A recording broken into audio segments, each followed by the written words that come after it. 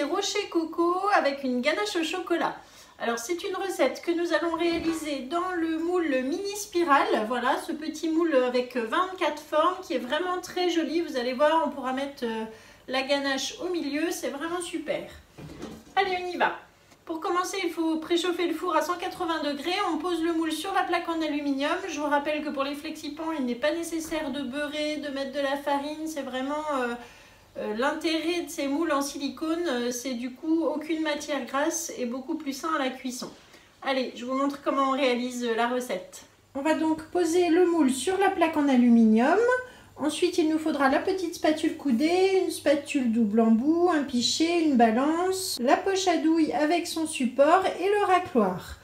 Pour les ingrédients, il nous faut donc 4 blancs d'œufs, 180 g de sucre, 180 g de noix de coco râpée, 50 g de chocolat et 40 g de crème fraîche liquide.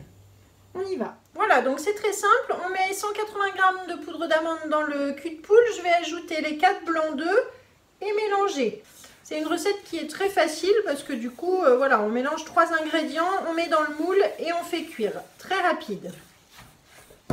Ensuite, j'ajoute 180 g de sucre en poudre. Et je mélange de nouveau. Donc cette recette, elle vous permet d'utiliser des blancs d'œufs que vous pourriez avoir conservés par exemple sous vide, sous Be-Save. Grâce à l'appareil de mise sous vide, c'est vrai que je les garde environ un mois et demi sans souci dans le frigidaire. Voilà, et donc ça permet de faire des petites pâtisseries comme ça de temps en temps, financiers, rochers coco, on peut faire des dacquoises, on peut faire plein de choses avec les blancs d'œufs. Il y a une recette aussi de gâteau un peu en forme de brioche qui s'appelle le tout blanc avec des blancs d'œufs, c'est super, vous trouverez ça sur le club. Voilà, donc voilà ce qu'on obtient comme préparation. On va le mettre maintenant dans le pichet, ça sera plus simple. Pour verser ensuite dans les empreintes individuelles. Alors, je vous rappelle, le pichet, on ne le remplit pas complètement, on en laisse une partie dans le cul de poule quand il y en a beaucoup, comme ça évite ensuite d'en mettre partout. Donc j'ai passé ma plaque sous l'eau avant de l'utiliser, elle est propre. Voilà, donc je remplis les spirales avec la spatule, on va tasser après. Et la préparation va remplir les 24.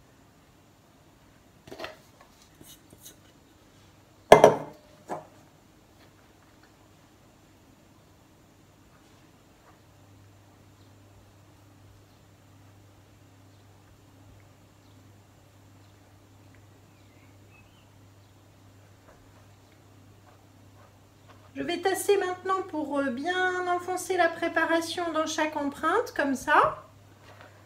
Donc je vais enfourner dans un four préchauffé à 180 pendant 18 à 20 minutes, ça dépend un petit peu de votre four. Et ensuite, on va préparer la ganache. Donc pour continuer, on va mettre le chocolat dans la crème et les faire fondre au micro-ondes, afin d'obtenir une ganache que l'on mettra ensuite à la poche à douille. Donc les rochers sont sortis du four, on attend vraiment longtemps qu'ils soient bien froids avant de les démouler, sinon ça va coller et ça va pas être facile. Donc ensuite, vous voyez, on appuie un petit peu en dessous et voilà, donc le petit rocher qui est démoulé. On va tous faire comme ça, les mettre sur le plat de service. On peut aussi prendre la toile de cuisson avec une deuxième plaque alu, on retourne et on va démouler comme ça. On les fait tomber un par un comme ça en poussant légèrement sur le dessous. Voilà donc le chocolat et la crème, je les ai mis 30 secondes au micro-ondes, ça suffit. On va juste faire épaissir, donc là vous voyez en mélangeant à la spatule. Et ensuite, on met dans la poche à douille.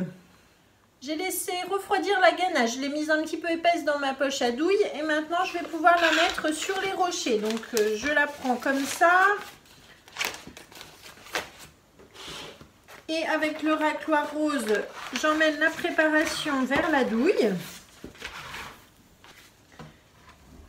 Et ensuite, je vais pouvoir garnir l'intérieur de mes rochers.